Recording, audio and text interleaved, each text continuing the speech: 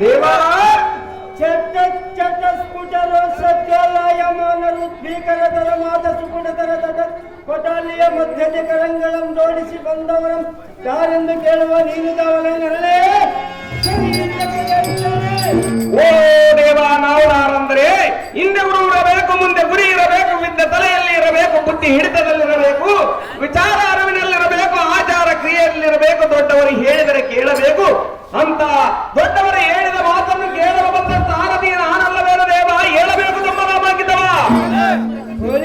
ಎಲ್ಲ ಸಾರಥಿ ನಮ್ಮ ನಾಮಾಂಕಿತವೇನೆಂದ್ರೆ ಅದೇನು ದೇವ?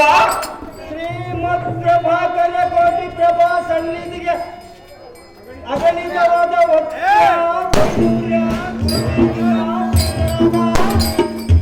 ಮರಕದ ಮಾಣಿಕ್ಯದ ನವರತ್ನಗಳಿಂದ ನಿರ್ಮಿತವಾದ ಅಮರಾವತಿ ಎಂಬ ಪಟ್ಟಣಕ್ಕೆ ಹತ್ತಿರನಾಗಿ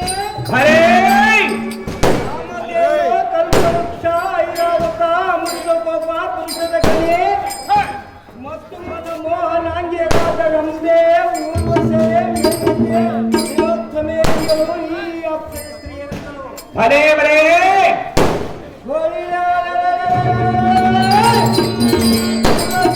ಭೀಕರ ವಿಸ್ತಾರ ನಿರ್ಘೋಷಣ ಮಾತ್ರಕ್ಕೆ ಪರಾಕ್ರಮಿಗಳಂತೆ ಜರ್ಜರಿತರಾಗಿ ನನಗೆ ಎದುರಾದ ವೈರಿಗಳನ್ನು ರಾಸಾಡಿಸಿ ಅಯ್ಯೋ ನಾಶವಾದವೆಂದು ಉಪಸಲಿ ಬೆರಗಾಗುವಂತೆ ಕಳವಳಗೊಂಡು ನಿಶ್ಚಿಂತರಾಗಿ ದೇಶವನ್ನು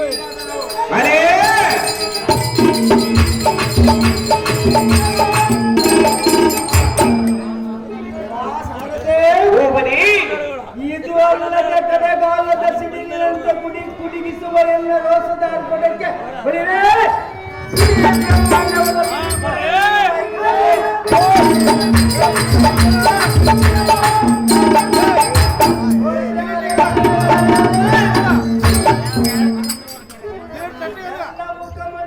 ಮುಖಮಂಡಲಾಕರದಂತೆ ಮೆರೆಯುವ ಎಲ್ಲ ಎಡಬಲದ ಕುಣಿಮಿ ಮುಖಂಡ ಕಾರ್ಮೋಡುವ ನಿರ್ಜನೆಯಾರಂಭಿಸಿತು.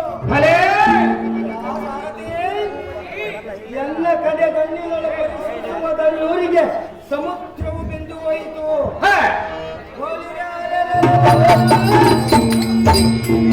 ರೋಷಾವೇಶದಿಂದ ಉಚ್ಚೇರಿ ಕಾಲಗಕ್ಕೆ ಬಂದ ಪಟುಪಟನನ್ನು ಪಕ್ಕಕ್ಕೆ ಬಂದು ಕೆಡಪಡನ ಬಂದು ಅಂತರಿಕ್ಷಕ್ಕೆ ಹಾರಿಸುವ ವಿಕ್ರಮಾನ್ವಿತ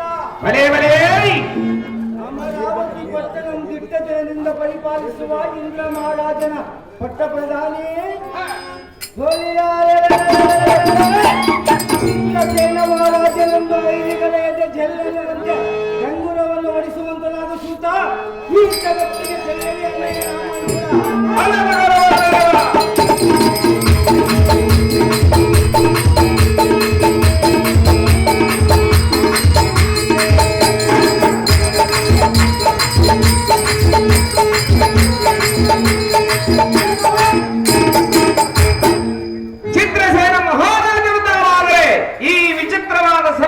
ಕಾರಣವೇನು ದೇವ? ದಿವ್ಯ ಪ್ರಭಾವ. ಸಾರಥಿ, ಈ ಬಂಗಾರ ಬೆಳ್ಳಿಗಳಿಂದ ಕಂಗೊಳಿಸುವ ಈ ಸುಂದರವಾದ ಸಭಾ ಮಂಟಪಕ್ಕೆ ಒಂದ ತಾತ್ಪರ್ಯವೇನೆಂದು ಕೇಳುವೆಯಾ? ಹೌದು ದೇವ.